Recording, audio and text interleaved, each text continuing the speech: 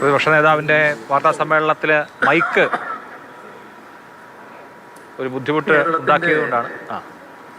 സമഗ്രമായ വികസനത്തിൻ്റെ ഒരു ബ്ലൂ പ്രിന്റ് 2035 വരേക്കുള്ളത് കഴിഞ്ഞ LDF സർക്കാർ ആവിഷ്കരിച്ചതാണ്.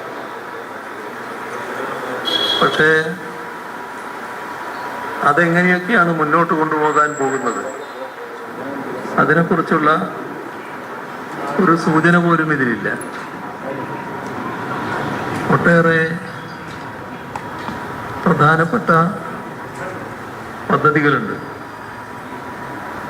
അതിനെക്കുറിച്ചൊന്നും പരാമർശമേ ഇല്ല.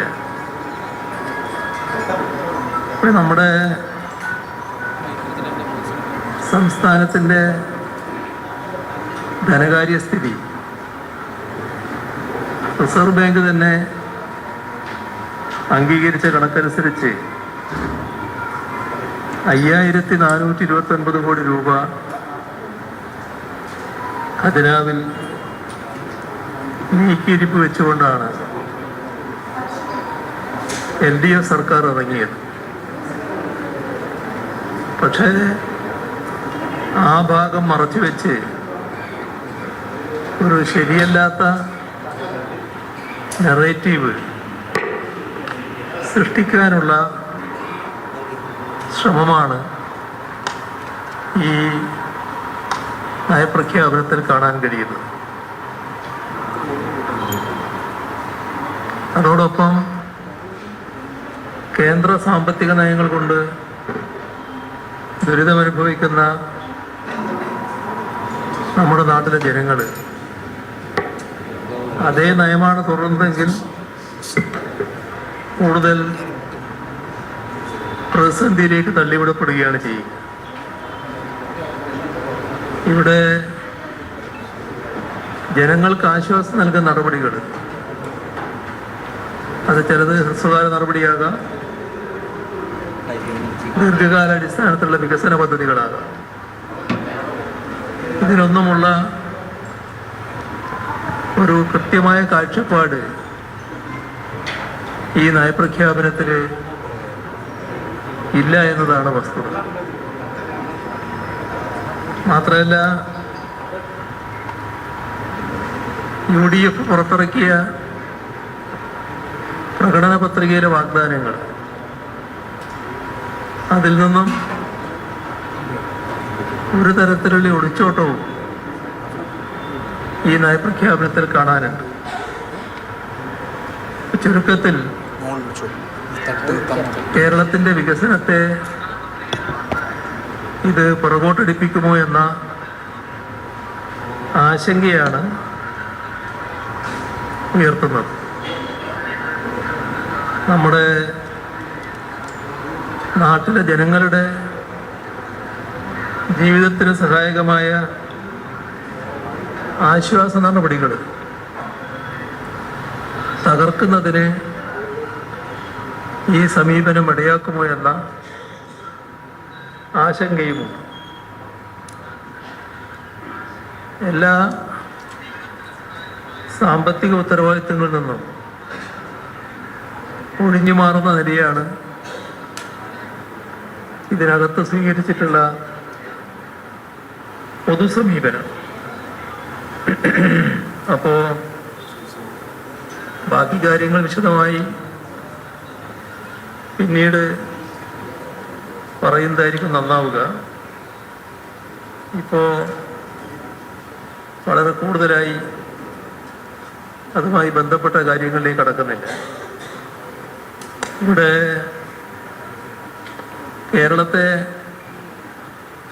ഒരു പുതുയുഗത്തിലേക്ക് ആനയിക്കുന്നതിനെ കുറിച്ച് പറയുന്നുണ്ട്. അപ്പൊ അതിനുള്ള സാമ്പത്തിക സാമൂഹ്യ റൂട്ട് മാപ്പ് ഈ നയപ്രഖ്യാപനത്തിൽ കാണാനില്ല. അപ്പോൾ അത് ഇല്ലാതിരുന്നാൽ ലക്ഷ്യം എങ്ങനെയാണ് സാധ്യമാക്കാനാവുക എന്നത് അവ്യക്തമാണ്.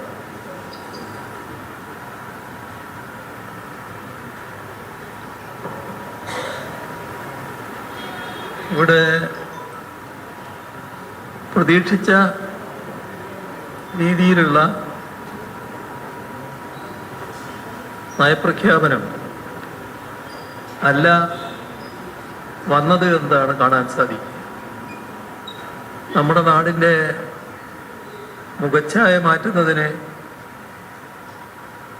ഇടയാക്കിയ കിഫ്ബി, കുടുംബശ്രീ, വിവിധ മിഷനുകൾ,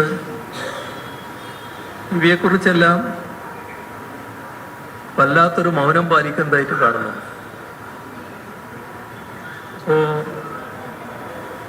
നമ്മുടെ സംസ്ഥാനത്തിൻ്റെ പ്രശ്നങ്ങൾ പരിഹരിക്കുന്നതിന് വളരെ സഹായകമായ സംവിധാനങ്ങളായിരുന്നു ഇവയല്ല. അവയോടുള്ള സമീപനം വ്യക്തമല്ല. അതേപോലെ തന്നെ നമ്മുടെ നാടിൻ്റെ പരമ്പരാഗത വ്യവസായ മേഖല, പ്രവാസി മേഖല, ഇവയെക്കുറിച്ചെല്ലാം നയപ്രഖ്യാപനം വേണ്ടത്ര പരാമർശിച്ചു പോകുന്നില്ല. അതോടൊപ്പം തൊഴിലുറപ്പ് നിയമം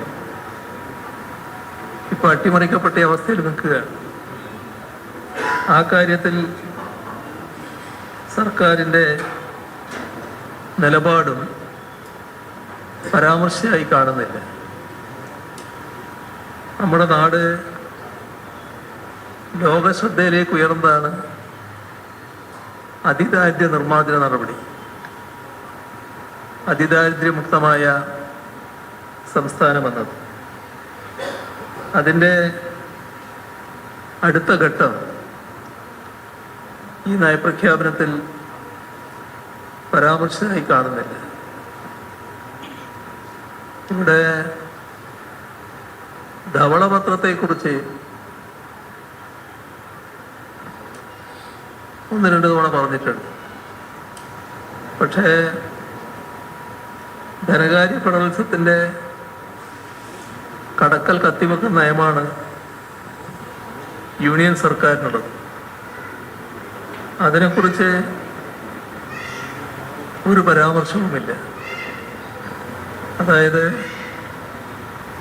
കേന്ദ്ര സർക്കാരിൻ്റെ സാമ്പത്തിക നയങ്ങളെ പേരിന് പോലും പരാമർശിക്കുന്നില്ല.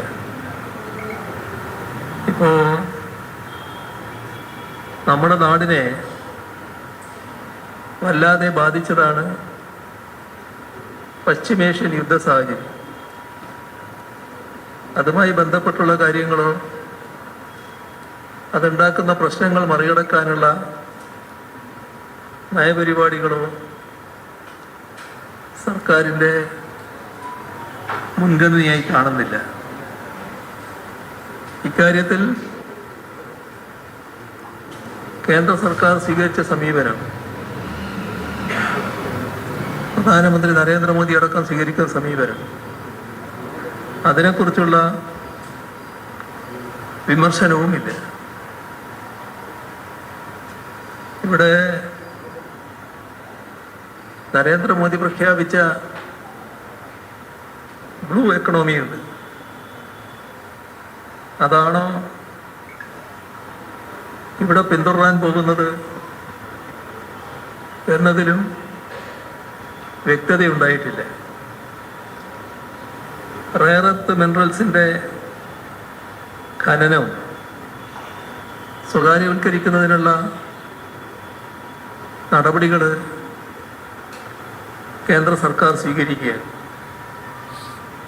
അതിനെതിരെ ഒരു വാക്കും ഈ പ്രസംഗത്തിൽ കാണാനില്ല.